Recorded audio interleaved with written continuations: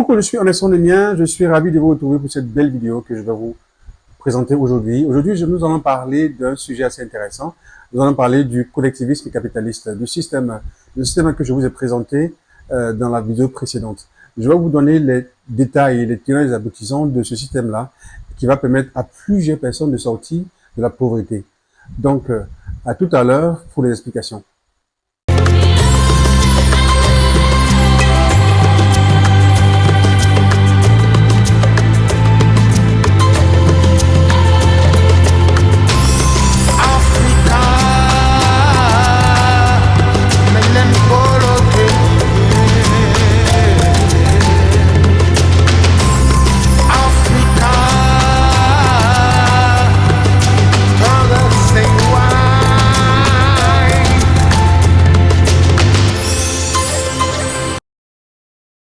Salut, je suis Anderson Lemien, je suis multi-investisseur, j'investis dans l'immobilier, dans l'agriculture et dans l'élevage. Pour moi, ces trois secteurs-là sont des secteurs d'avenir et permettront à beaucoup de personnes de sortir de la pauvreté. Voilà. N'oubliez pas de liker cette vidéo, de liker ma page et de partager aussi au maximum à votre communauté.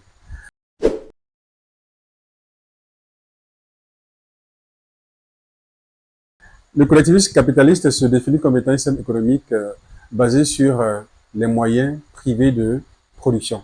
Ces moyens privés de production appartiennent bien sûr à la communauté, donc au groupe.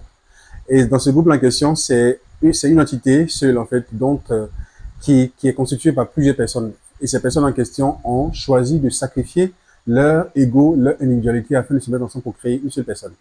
Donc, grâce à ce système en question, on a la possibilité de pouvoir lever des capitaux et pouvoir investir. C'est un système assez intéressant. Il existe déjà, mais il n'est pas trop promulgué parce que les Africains disent comme ça qu'on ne peut pas se mettre ensemble pour pouvoir investir. Moi, je dis non. Il faut qu'on se mette ensemble pour pouvoir investir, en fait. Le plus important, ce n'est pas de dire qui est plus grand que l'autre. Le plus important, ce n'est pas de savoir qui a plus d'argent que l'autre. C'est de plutôt se mettre ensemble et pouvoir investir. Donc, comment se mettre ensemble pour pouvoir investir? Comme je l'ai dit en fait dans la vidéo précédente, j'ai lu un peu l'histoire de certains peuples, l'histoire des Asiatiques, du Japon, de la Chine, l'histoire aussi du Nigeria, tous ces autres en fait. Est-ce que vous savez que le Nigeria est a la plus forte diaspora africaine à l'extérieur? On va dire aux États-Unis. Environ 60% des ressortissants africains vivant aux États-Unis sont des Nigérians. Et ces personnes vivent en communauté en fait, voilà. Et grâce à ces trucs en question, j'ai vu qu'il y avait une manne en fait, une manne cachée qu'on n'exploitait pas en fait. Et cette manne, c'était la communauté en fait. Donc, ce système-là est basé sur la communauté, comme je l'ai dit, sur le communautarisme en fait. Ce n'est pas sectaire, non, c'est plutôt en fait communautaire. La communauté, c'est la collectivité en fait. Et cela, bien sûr, en fait, permet en fait à plusieurs personnes de se mettre ensemble et pouvoir investir. Imaginons un peu en fait, prenons un peu le cas des Libanais. Les Libanais investissent en communauté. Ils investissent comment? Ils investissent par la force de la communauté en fait. Lorsque nous, Africains, nous allons comprendre que, n'est-ce pas, il faut qu'on puisse se mettre ensemble pour pouvoir investir. Je pense qu'il y a beaucoup de choses en fait qui vont sauter en fait. Et beaucoup de personnes vont quitter de la pauvreté pour entrer dans une certaine richesse en fait. Imaginons un peu 2-3 personnes qui se mettent ensemble pour pouvoir investir. Prenons par exemple en fait l'un de mes projets phares actuellement en fait c'est un projet que je suis en train de mettre en place actuellement, n'est-ce pas, qui me tient à cœur et qui est franchement assez intéressant en fait.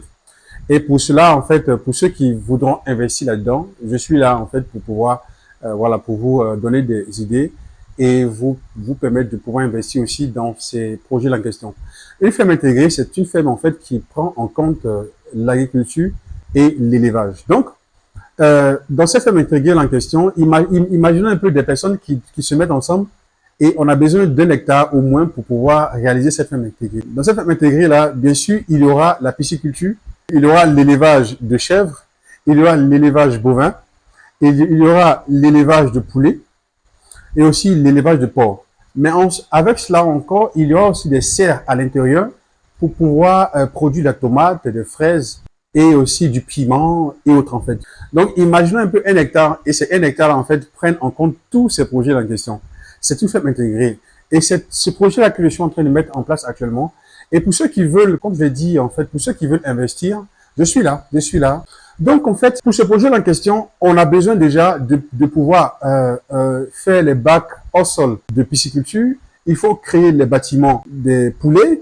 Il faut aussi, en fait, créer l'enclos pour les chèvres, les bœufs et les moutons et autres, en fait. Donc, c'est quelque chose qui nécessite de l'argent. Mais derrière cela, il y a une plus-value assez énorme, en fait, parce que c'est un système actuellement qui est pratiqué un peu partout en Afrique subsaharienne, bien sûr, je veux dire au Mali, au Sénégal et autres, en fait, qu'on a vu un peu partout. Et je pense même qu'il y a quelqu'un ici en Côte d'Ivoire, du nom de Yann Amon, qui commence aussi à faire aussi cette ferme intégrée en question. Donc, c'est un projet, n'est-ce pas, dans lequel je m'inscris. Il y a beaucoup d'agences fait là-dedans parce que prenez une serre de 200 mètres carrés ou de 1000 mètres carrés de tomates, en fait. Cette serre de 1000 mètres carrés de tomates peut vous produire comme si vous étiez sur un demi-hectare de terre lorsque vous produisez la tomate. C'est pour cela qu'il faut être intelligent pour pouvoir investir. Lorsque vous construisez ces serres-là, c'est pour au moins 10 ans. 10 ans, 10 ans d'exploitation. J'ai vu dans un documentaire, bien sûr, au Nigeria, un jeune homme, en fait, qui s'est mis là et qui a fait une ferme intégrée, qui s'est mis là à faire, en fait, je veux dire, à produire la tomate, à produire du concombre, à produire, je veux dire, tout ce qui est légumes, tout ce qui est maraîcher sur un espace d'environ 10 hectares. À l'intérieur, il a construit des écoles, il a construit des maternités, il a construit aussi, je veux dire, des hôpitaux. Pour ne même pas même que ces ouvriers puissent sortir de ce cadre-là pour aller à l'extérieur. Un autre projet aussi que je vous explique, c'est la chèvre rousse de Maradi. C'est une chèvre en fait qui est très laitière et qui permet en fait de pouvoir récolter beaucoup de lait. Et aussi, elle peut donner des petits d'environ 4 à 6 petits en fait, je vais dire, dans l'année. C'est ces projets en question que j'essaie de vous expliquer et qu'on essaiera en fait de mettre en place aussi. On a aussi la pisciculture au sol, qui est un système assez intéressant actuellement parce que bien sûr, l'Afrique a besoin de protéines, il y a besoin aussi de poissons. La pisciculture, c'est un projet d'élevage qui me tient à cœur aussi. C'est quelque chose d'extraordinaire. Pour moi, il faut commencer à créer des étangs piscicoles et même si on n'a pas d'étangs piscicoles, commencer à créer des bacs au sol, que ce soit à la maison, que ce soit, je veux dire, dans votre petite ferme, vous pouvez le faire et avoir un peu de plus-value dessus avec les clarias et puis, je veux dire, le tilapia. On a encore des projets comme l'élevage de bœufs. Au niveau de la Côte d'Ivoire, peu sont ces personnes-là qui produisent, bien sûr, du lait. Le lait, c'est une denrée qui est prisée en Afrique, qui est prisée un peu partout dans le monde entier. Mais c'est bizarre, les Africains ne se mettent pas dans ces projets en question. On préfère, je veux dire, importer du lait qui sont faits à l'extérieur au lieu de pouvoir produire du lait à l'intérieur même de nos pays en question. Donc, l'élevage bovin, c'est quelque chose en fait qui prendra de l'ampleur et c'est quelque chose en fait où il faut se positionner. On a aussi par exemple l'élevage de moutons. Ça se fait actuellement, mais il faut professionnaliser, il faut essayer d'industrialiser tout ce dont j'ai parlé. On a aussi l'élevage d'escargots. Actuellement, on a beaucoup de formations qui se font actuellement un peu partout. Mais rares sont ces personnes en Côte d'Ivoire qui savent qu'il y a l'élevage d'escargots en Côte d'Ivoire. Et que les escargots qui se vendent actuellement sur le marché sont issus d'élevage. On a l'élevage aussi d'agoutis. On a beaucoup de types d'élevage. Le lapin, les pèdris. Vous voyez, j'ai cité tous ces projets en question parce que ce sont des projets qui permettront bien sûr aux jeunes Ivoiriens de sortir de la pauvreté, qui permettront aux jeunes Ivoiriens de se prendre en charge et d'être autonomes. On a aussi le projet Résicole. Je crois bien qu'en Côte d'Ivoire, on a quelqu'un, bien sûr, qui s'est positionné actuellement, bien sûr, voilà, et qui produit du riz actuellement, du riz local. Imaginons un peu dans 5 ans, 10 ans, 15 ans, 20 ans, ce gars-là en question, il sera multimilliardaire. Et c'est ce qui doit être fait normalement. Mais pour ces personnes en question, en fait, qui l'ont fait actuellement, Dieu merci, en fait. Dieu merci pour elle. Mais lorsque toi, tu es jeune, tu n'as pas assez d'argent comme nous et que tu commences, en fait, n'est-ce pas, à pouvoir investir, n'est-ce pas? Je te conseille de te mettre ensemble avec des personnes et pouvoir investir. Donc, ce système en question permettra de pouvoir lever des fonds et puis investir dans ces projets en question. Imagine un peu que mon projet de ferme intégrée agricole doit me coûter environ 10 millions. Les 10 millions, je n'en ai pas actuellement. Donc, qu'est-ce que je dois faire? Ou bien, qu'est-ce que je fais? Pour moi, je me dis quoi? Il faut qu'on essaie de se mettre ensemble, bien sûr. Je peux rentrer en contact avec des personnes et leur dire, les gars, j'ai un projet de ferme agricole. Il faut qu'on essaie de se mettre ensemble. La première étape, c'est de pouvoir acheter déjà un terrain. Donc, ça me fait 10 millions. Les 10 millions en question, bien sûr, on essaie de pouvoir les récolter. Si nous sommes 10, ça nous fait chacun 1 million. Si nous sommes 20, ça nous fait chacun 500 000 francs. Si nous sommes 50, ça nous fait environ 200 000 francs par personne en question. Je vous assure, en fait, on peut se mettre ensemble. Les gens pensent les Africains ne peuvent pas se mettre ensemble. Les Occidentaux se basent sur le fait que les Africains ne se comprennent pas et ne peuvent pas se mettre ensemble. Nous, Ivoiriens, il faut qu'on essaie de transcender nos barrières tribales, ethniques et religieuses afin de se mettre ensemble pour investir. Vous savez, au-delà de la religion et au-delà de tout ce qui se passe derrière, en fait, des considérations ethniques, tribales et autres, nous avons une vie, nous avons des familles à nourrir. Nous avons des personnes qui sont sous notre charge, en fait. Donc, il faut qu'on essaie de transcender ça, en fait, et qu'on aille straight to the point. Les grandes puissances, bien sûr, c'est grâce à ces méthodes en question qu'elles sont devenues des puissances. Imaginez un peu le Nigeria. Le Nigeria en question est devenu le Nigeria grâce à quoi? Qu'est-ce qui fait la puissance des Nigériens? C'est la communauté. Nous, en tant qu'Ivoiriens, il faut qu'on essaie de transcender nos différences ethniques, tribales, et qu'on puisse se mettre ensemble pour pouvoir investir. Enfin, il y a une nécessité de se mettre ensemble. C'est nécessaire et il y a une urgence de se mettre ensemble. Sinon, les Chinois, les Libanais, les Indiens, toutes ces nationalités-là viendront s'enrichir devant nous. Et on n'aura rien de notre pays, en fait. Ce n'est pas un appel à manifestation. Non. C'est un appel à la révolte, bien sûr, je veux dire, à l'intérieur de nous-mêmes. Il faut qu'on puisse transcender ça. Mon combat, c'est de permettre aux Africains de se mettre ensemble. Mon combat, c'est de permettre aux Ivoiriens de se mettre ensemble, de transcender tout cela et de se mettre ensemble pour pouvoir investir. Mon combat, c'est que chaque Africain, chaque Ivoirien, bien sûr, dans les quartiers, dans les villages, dans des familles, aller au village et pouvoir prendre des terrains, faire du cacao et du café, faire aussi du palmier à huile, pourquoi pas? Tout ça, c'est des possibilités. On a beaucoup de terres, mais ces terres-là sont vendues, sont dilapidées un peu partout, en fait. Ça me fait mal, en fait, de voir que ce ne sont pas des Ivoiriens qui rachètent cela, mais ce sont des Chinois, ce sont des Indiens, n'est-ce pas, qui se mettent ensemble et qui rachètent cela. Et qui exploitent cela, en fait, de manière intensive pour nourrir leur population. Et moi, c'est mon combat. Je vais faire tout mon possible. Et j'espère que mes frères africains, mes frères ivoiriens vont entrer aussi dans ce combat en question pour qu'on se mette ensemble pour pouvoir investir. On peut investir dans beaucoup de choses. Pour un problème de 2 millions, il y a des projets qui sont bloqués. Pour un problème de 3 millions, il y a beaucoup de projets qui sont bloqués. Mais ces projets-là peuvent être rentables. Ces projets aussi sont peut-être aussi rentables, en fait. Il faut qu'on essaie de se mettre réellement ensemble. En fait, mettons-nous ensemble, en fait. Et c'est pour ça que cette chaîne-là existe. Elle s'appelle Investissons ensemble. Investissons ensemble. Il y a beaucoup de projets. Il y en a assez. Lorsque nous allons nourrir et loger la population, vous allez voir que ce sera facile pour la population de pouvoir créer des technologies. Parce que, comme Houphouët-Boigny disait, un homme qui a fait, c'est pas un homme libre. C'est très urgent de se mettre ensemble.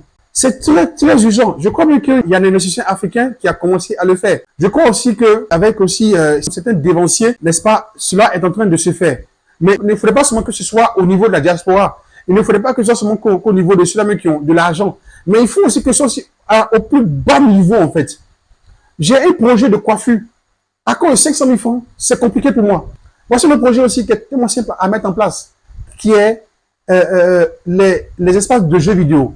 Avec 600 000 francs, déjà, tu peux commencer à lancer ton espace de jeux vidéo. Wake up! Lèvons-nous et laissons ces histoires de non, je veux dire, il faut un cadre légal et un cadre juridique. Le cadre juridique en question n'existe pas. Ça n'existe pas pour le moment, en fait. C'est à nous maintenant de pouvoir créer le cadre juridique. Et ce cadre juridique en question, hein, quoi de mieux, en fait, n'est-ce pas, de plus juridique que la signature de plusieurs personnes qui est légalisée à la mairie. Quoi de mieux, de plus légal que l'ouverture de comptes, bien sûr, au nom de plusieurs personnes, et ces personnes sont les signataires de ce compte en question, pour pouvoir récolter de l'argent. Quoi de plus légal que ces choses en question?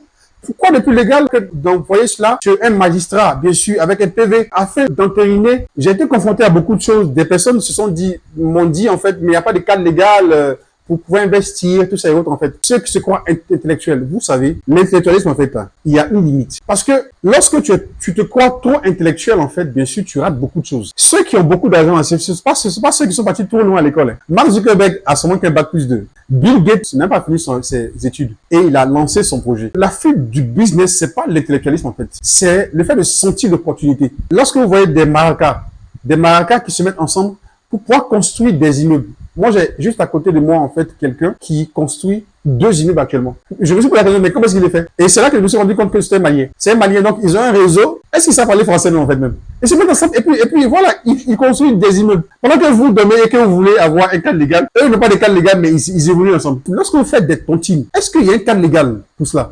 Non, il n'y a pas de cadre légal. Donc mettez-vous ensemble. Il faut être intelligent pour se dire, bon, l'argent en question, on peut le mettre en banque et on a besoin de 3 signataires avant de décaisser l'argent. Tout ça, c'est les possibilités. Donc, j'ai créé le groupe Telegram. Dans ce groupe en question, je vais vous expliquer beaucoup de choses et je vais vous emmener en fait à ôter, à briser les barrières qui sont des barrières invisibles, des barrières qui n'ont pas de fondement réel, ces barrières-là qui nous empêchent de se mettre ensemble afin de pouvoir évoluer. Il faut qu'on brise ces limites en question et qu'on se mette ensemble pour pouvoir investir. Donc, en fait, je compte sur vous. Il y a beaucoup de projets. Dans la prochaine vidéo, je vais vous expliquer encore beaucoup d'autres choses encore dans l'immobilier et je vais vous expliquer, je vais prendre détail par détail, expliquer doucement, doucement pour que vous compreniez qu'on a beaucoup à faire. Il faut qu'on puisse se lever pour pouvoir investir. Merci beaucoup.